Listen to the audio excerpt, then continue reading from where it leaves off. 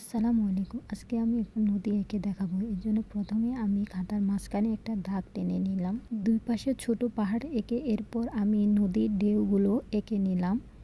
নদীর ঢেউগুলোকে আমি ডাবল করে দাগ দিয়ে টেনে নিলাম।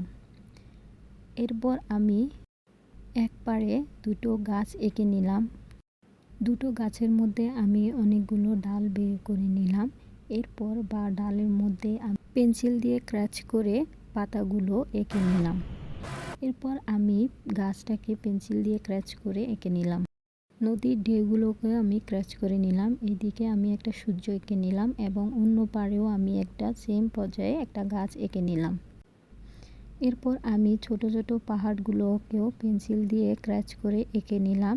এরপর আমি সূর্যের দাগ টেনে আমি সূর্যের রশ্মি এঁকে নিলাম।